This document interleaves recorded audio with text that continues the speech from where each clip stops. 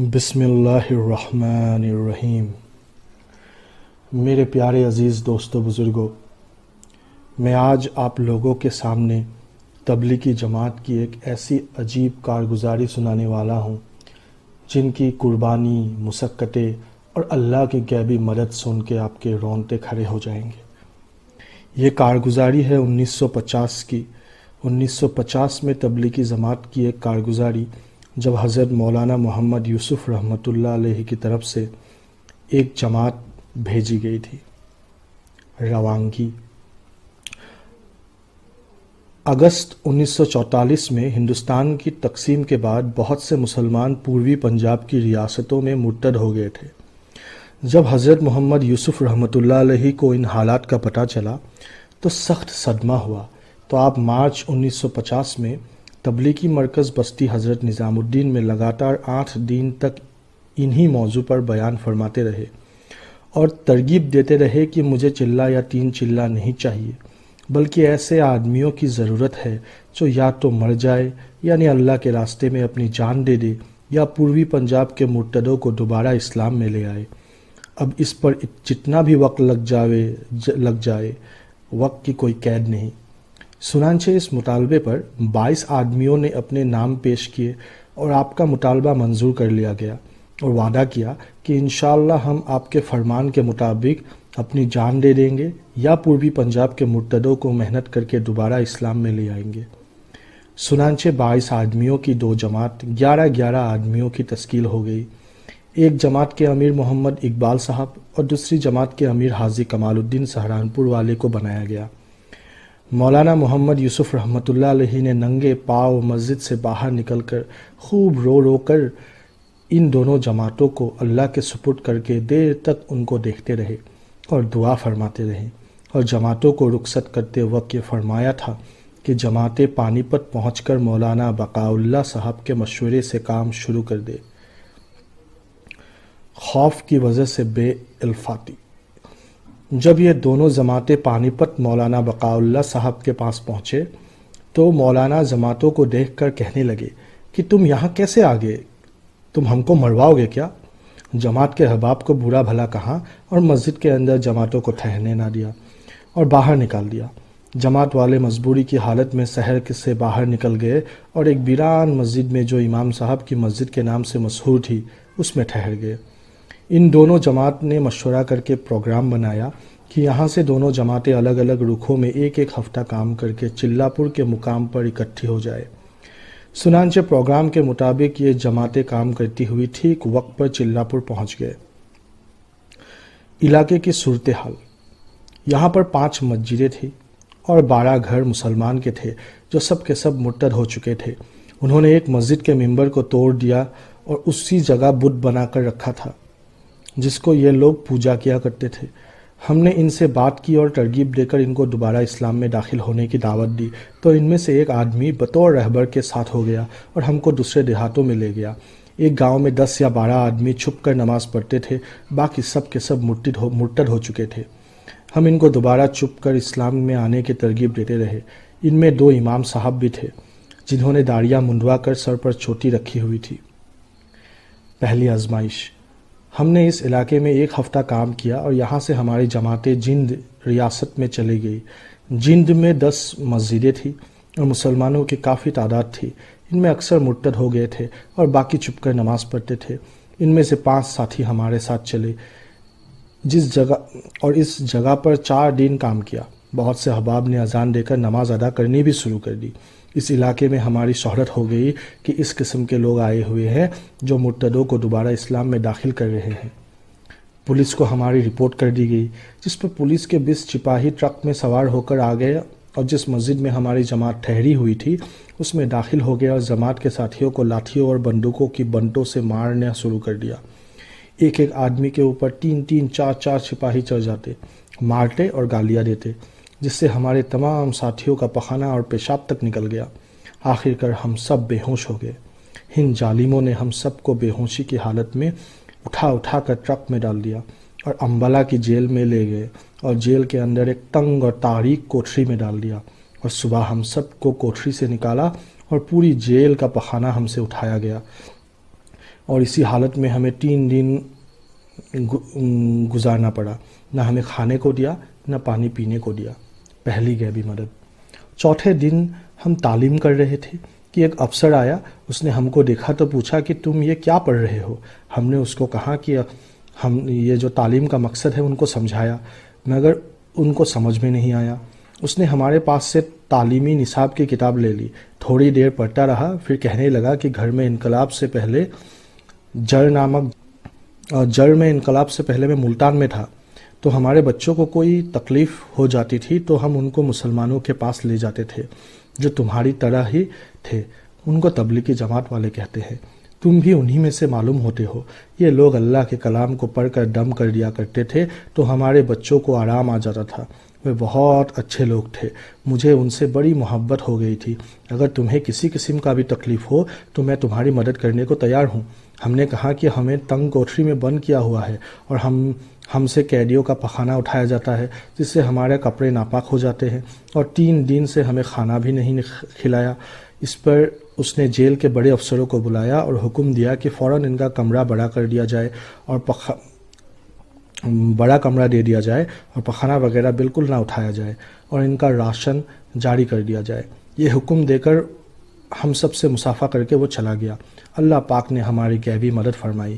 اس کے بعد ہمیں اس جیل میں کافی آسانی ہو گئی. ہم اذان دے کر نماز پڑھنے لگ گئے. تلاش کرنے پر معلوم ہوا کہ اس جیل میں 240 مسلمان قیدی اور بھی ہے. ہم نے ان کو دعوت دی تو ان میں سے تقریباً 80 قیدی ہمارے ساتھ نماز پڑھنے لگ گئے اور تعلیم سے بھی اکثر ان میں سے ہمارے ساتھی شامل ہونے لگے. اسی طرح اس جیل کے اندر ہم نے 18 دن گزارے. اس کے بعد ہمیں رہا کر دیا گیا. نیا حوصلہ. جیل سے رہا ہو کر ہم ریاست بڑیا میں چلے گئے.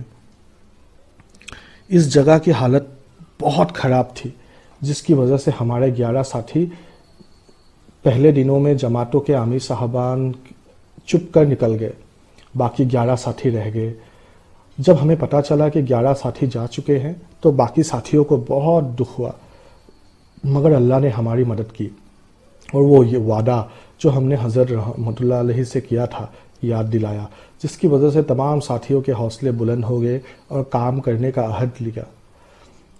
یہ 11 ساتھی جو رہ گئے تھے ان کا نام ہے محمد فیض الدین بہاری، حافظ غلام رسول پنجابی، محمد سلیمان، رستم خاں، عالف خاں، ولی خاں، روشن خاں، محمد اسحاق، یوسف خاں، کریم خاں اور کنور خاں. اس جگہ مولانا عبد الکریم صاحب تھے. ہم سب ساتھی مولانا کے پاس گئے اور ان کی خدمت میں عرض کیا کہ آپ ہماری کارگزاری اپنی معرفت نظام الدین تبلیغی مرکز میں حضرت محمد یوسف رحمۃ اللہ علیہ کی خدمت میں روانہ فرما دے، جس میں ہم نے حضرت جی کی خدمت میں یہ بھی عرض کیا تھا کہ اب ہم امیر کس کو بنائیں اور آئندہ کام کیسے کریں. اس پر حضرت جی نے جواب میں فرمایا کہ امیر سلیمان میواتی کو بنا دیا جائے اور مقامی لوگوں کو زیادہ تعداد میں ساتھ نہ رکھا جائے اور قیام ہر حال میں مسجد میں ہی کیا جائے، چاہے مسجد آباد ہو یا غیر آباد ہو، اور جماعت کو آگے بڑھایا جائے. دوسری آزمائش. نظام الدین مرکز سے جب یہ پیغام پہنچا تو ہم نے یہاں سے اپنا سفر شروع کیا. 10 دن تک مختلف مقامات پر کام کرتے ہوئے ہم اروٹی نامک جگہ پر پہنچے. اس جگہ ایک بہت بڑی مسجد تھی جو ویران پڑی ہوئی تھی. ہم نے اس میں ٹھہر گئے.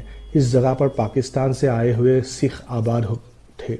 جب ان کو ہمارا پتہ چلا تو یہ سکھ بندوقیں اور رائفلیں لے کر مسجد میں آ گئے اور ہمیں قتل کرنے کو آمادہ ہو گئے. جب ہم نے یہ حال دیکھا تو کہا کہ تم ہم کو تو قتل کر ہی دو گے، ہماری ایک بات مان لو کہ ہمیں قتل کرنے سے پہلے نماز پڑھ لینے دو. اس پر وہ آمادہ ہو گئے. ہم نے نماز پڑھنی شروع کی اور نماز کے اندر ہی ہم رو رہے تھے اور اللہ تعالیٰ سے مدد مانگ رہے تھے کہ ان ظالموں نے نماز کے حالت میں بندوقیں چلانی شروع کر دی اور بندوقوں اور گولیاں برسانی شروع ہو گئی.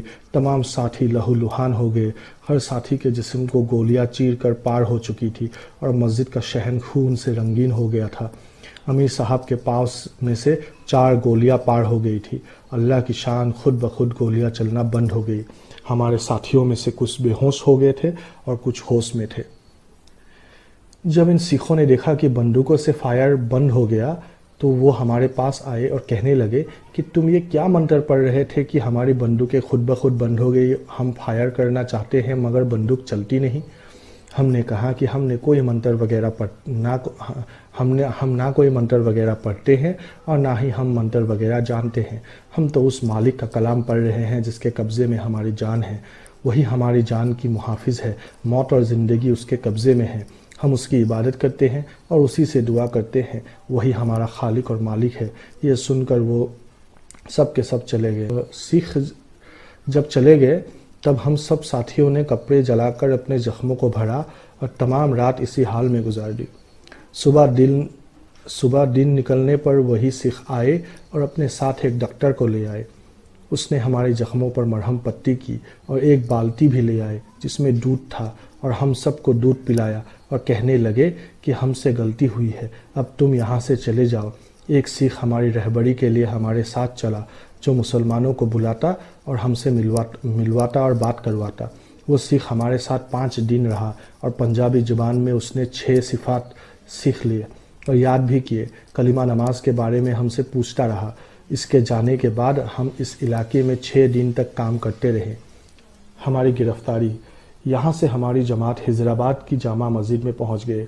اس مسجد میں ایک حصے میں حکومت نے محکمہ گھر بچاؤ گڈ مشن قائم کیا ہوا تھا۔ اس محکم والوں نے ہمارے نام لکھ لیے اور پولیس کو خبر کر دی۔ ان کی رپورٹ پر پولیس آ گئی اور ہمیں گرفتار کر لیا اور حیدرآباد سے باہر ایک بہت بڑی حویلی تھی جس کی 4 دیواری تھی، اس کا اندر ایک کنواں تھا۔ انقلاب کے زمانے میں یہاں پر مسلمانوں کا قافلہ آ کر ٹھہرا تھا۔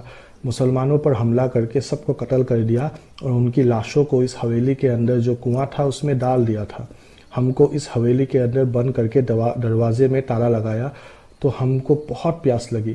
ہم اس کنویں میں سے پانی نکالنے کے لیے جب بالٹی ڈالی تو بالٹی میں گلا مرا بدبودار پانی آیا اور ہم نے مجبوری کی حالت میں انہی میں سے اپنی پیاس بجھائی۔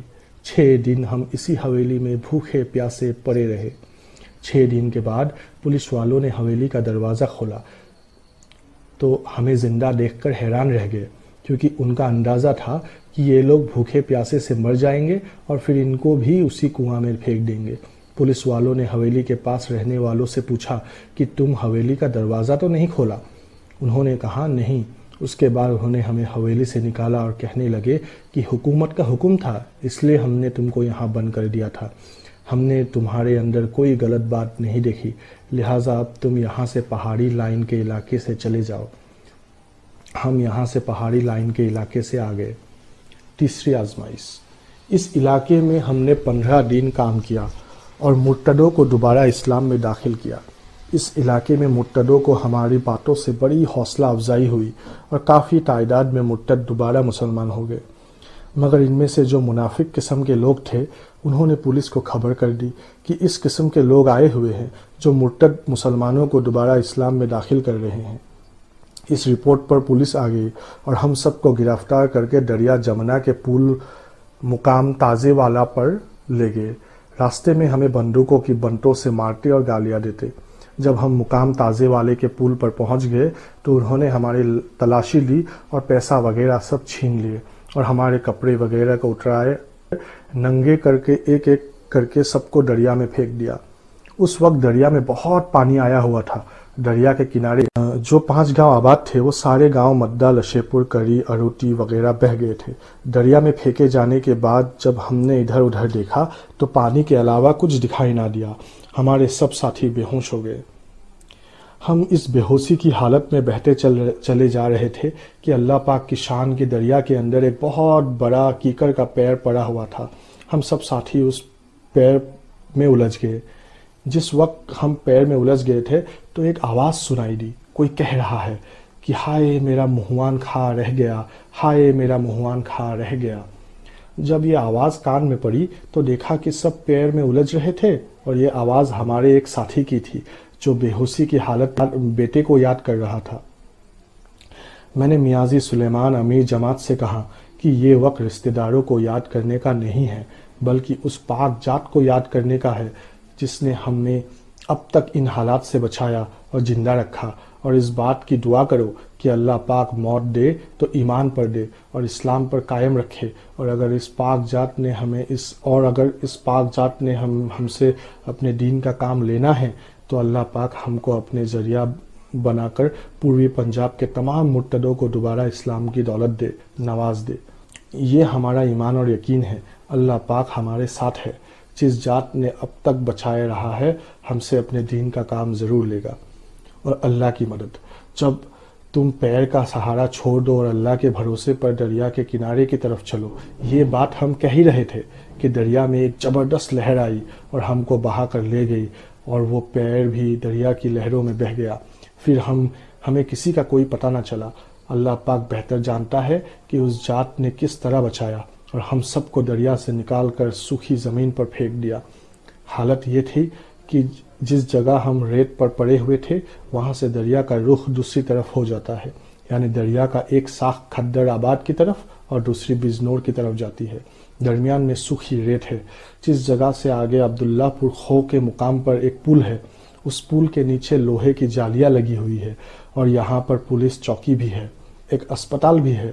اگر کوئی لاش وغیرہ بہہ کر آئے تو ان جالیوں میں اٹک جائے اور اس کو نکال لیا جائے، اور اگر کوئی زندہ بچ جائے تو اسے اسپتال میں داخل کر دیا جائے۔ چنانچہ جب پولیس نے ہمیں دریا میں پھینکا تھا، پر کے مقام پر خبر دے دی تھی کہ ہم نے 12 مسلمانوں کو ہم نے دریا میں پھینکا تھا۔ اس نے عبداللہ دریا میں پھینکا ہے، ان کی لاشوں کو مت نکالنا بلکہ آگے دریا میں بہہ جانے دینا۔ اللہ کی شان کہ اس نے ہمیں دریا سے نکال کر پہلے ہی ریت پر ڈال دیا۔ دریا کے کنارے مچھلی پکڑنے والے اور دھوبی کپڑے دھونے والے موجود تھے، جو ہم کو دیکھ کر دور ہٹ گئے۔ جب سورج کی گرمی سے ہمارا جسم گرم ہو گیا تو ہوش آیا، تو دیکھا کہ ہمارے آنکھ، کان، ناک مٹی سے بھری ہوئی تھی، اور ہمارے تمام ساتھیوں کے جسم اکثر ننگے تھے۔ ہم نے اپنی انگلیوں سے اپنے ناک، کان اور آنکھوں کی مٹی نکالی اور سب ایک جگہ جمع ہو گئے، کیونکہ ہم سب ساتھی ایک مربع زمین کے فاصلے سے جگہ جگہ پر پڑے ہوئے تھے۔ کپڑے پھاڑ کر سطر چھپایا، اور اس وقت دن کے 12 بجے تھے اور جمعے کا دن تھا۔ ہمیں جمعرات کی 12 بجے پھینکا گیا تھا، یعنی 24 گھنٹے ہم پانی میں رہے، اور ہمارے جسموں پر جو زخم کے نشان تھے وہ پانی کی وجہ سے سفید ہو گئے تھے۔ اللہ پاک نے ایک ایسی مدد فرمائی کہ ہمارے ایک ساتھی نے کپڑے کی گتھری کمر میں ہی باندھ رکھی تھی۔ خدا کی شان، ان پولیس والوں نے اس ساتھی کو کپڑے سمیت دریا میں پھینک دیا تھا، اور یہ گتھری اس کے کمر میں بندھی ہوئی تھی۔ اس میں 2-4 کتے اور ایک پگڑی تھی۔ ہم سب ساتھیوں نے چیز پھاڑ پھاڑ کر اپنے چھتر ڈھانپے اور یہاں سے خضرآباد کی جامع مسجد میں پہنچ گئے۔ جمعہ کا دن تھا۔ اس مسجد میں دیہات کے لوگ جمعہ کی نماز پڑھنے کے لیے آئے ہوئے تھے۔ یہ لوگ ہمیں دیکھ کر گھبرا گئے اور ہمیں مسجد کے اندر داخل نہیں ہونے دیا۔ کہنے لگے، تم کون سے لوگ ہو؟ مگر ہم زبردستی مسجد میں داخل ہو گئے اور مسجد کے ایک کونے میں بیٹھ کر اللہ کے ذکر میں مشغول ہو گئے۔ ان لوگوں نے انہی پولیس والوں کو جنہوں نے ہمیں دریا میں پھینکا تھا خبر کر دی۔ اس قسم کے 11 آدمی ہیں اور جامع مسجد خضرآباد میں موجود ہے۔ انہوں نے فوراً سپاہی بھیج دی تاکہ مسجد کے اندر سے کسی کو باہر نہ نکلنے دے۔ ان دونوں سپاہیوں نے مسجد کے دروازے پر پہرا لگا دیا اور کہا کہ مسجد کے اندر جس قدر لوگ ہیں سب مسجد کے اندر ہی رہے، اگر کوئی باہر آئے گا تو ہم اس کو گولی مار دیں گے۔ اس حکم کو سن کر وہ سب لوگ گھبرا گئے اور ہمیں برا بھلا کہنے لگے۔ یہ کہہ گئے، انہوں نے اپنے ساتھ ہمیں بھی مصیبت میں پھنسا لیا ہے، نہ معلوم اب ہمارے ساتھ کیا ہوگا۔ سکھوں کا مسلمان ہو جانا۔ تھوڑی دیر کے بعد اور پولیس آ گئی، جن میں انسپکٹر کرتار سنگھ، سب انسپکٹر کرم سنگھ، درگا پرساد، جیسا لال اور سمیر سنگھ وغیرہ تھے۔ انہوں نے مسجد کے اندر داخل ہو کر تمام مجمع کو ایک جگہ جمع کر لیا۔ ان میں ہم بھی شامل تھے۔ انسپکٹر کرتار سنگھ نے سب کے سامنے تمام حالات بیان کیے، جس طرح ہم کو دریا میں ڈالا تھا۔ کہنے لگے کہ ہم نے ان کو بہت ظلم کیا، ان سب کو ننگا کر کے دریا میں ڈالا تھا کہ وہ ختم ہو جائے اور دریا میں ڈوب کر مر جائے۔ عجیب ماجرا ہے کہ یہ کیسے بچ گئے۔ معلوم ہوتا ہے کہ ان کے ساتھ کوئی زبردست طاقت ہے جو ان کو ہر جگہ ہر حال میں بچا رہی ہے۔ آج ہم بھی اسی غیبی طاقت پر جو ان کی محافظ اور نگہبان ہے ایمان لاتے ہیں اور اسلام میں داخل ہوتے ہیں۔ انہوں نے ہم سے کہا کہ اب تم ہم لوگوں کو اسلام میں داخل کر لو۔ ہم نے اس مذہب کے اندر کھلی غیبی مدد دیکھ لی ہے۔ ہم نے ان سے کہا کہ ہم تو ان پڑھ ہیں، ہم خود دین سیکھنے کے لیے نکلے ہیں۔ اس مجمع کے اندر عالم اور دیندار لوگ بھی ہیں، جن میں پانی پت کے امام مسجد اور علاقے کے ذمہ دار محمد تاقی صاحب بھی تھے۔ انہوں نے ان کو غسل کیا اور کلمہ پڑھایا اور پورے طریقے سے دین اسلام میں داخل کر لیا۔ انہوں نے کہا کہ اب تم سب بالکل آزاد ہو، تم پر آج سے کوئی پابندی نہیں ہے۔ ہماری آزادی اور سکھوں کے اسلام قبول کرنے کے بعد انہوں نے ہمارے لیے کپڑے منگوائے اور دودھ لائے، مٹھائی اور کھانا وغیرہ خوب کھلایا۔ جس وقت ہم کھانے پر بیٹھے اس وقت 6 بج چکے تھے۔ گویا 30 گھنٹے کے بعد اللہ پاک نے ہمیں کھانا کھلایا اور اپنی قدرت سے یہ 30 گھنٹے کا عرصہ اپنی حفاظت میں رکھ کر پورا فرمایا، اور ہمارا یہ عاشرہ بڑے اعزاز اور اکرام میں گزرا۔ دور دراز سے مسلم اور غیر مسلم ہماری زیارت کو آتے تھے اور دعا کرتے تھے۔ بہت سے مرتد خود بخود دوبارہ اسلام میں داخل ہو گئے۔ حضرت جی رحمۃ اللہ علیہ کے ارشاد پر جب ہم نے نظام الدین واپسی کی، 5 سے 15 مہینے کا عرصہ گزر گیا اور ہم مرکز آ گئے، اور حضرت جی مولانا یوسف رحمۃ اللہ علیہ نے تب شعر سے ہماری کارگزاری سنی اور خوب دعا دی۔ تو محترم دوستو، بزرگوں، عزیزوں، یہی تھی کارگزاری۔ کیسی قربانی تھی، کیسی مشقتیں تھی اور کیسی اللہ کی مدد تھی۔ یہ کارگزاری 1950 کی تھی۔ اس وقت کے حالات میں اللہ نے کیسی مدد کی، اور آج بھی ہمارے ساتھ وہی اللہ کی وہی مدد ہمارے ساتھ ہے۔ بس ایمان کے ساتھ وہی کام پھر سے کرنا ہے۔ ہم سب کو اللہ تبارک تعالیٰ کہنے سننے سے زیادہ عمل کرنے کی توفیق عطا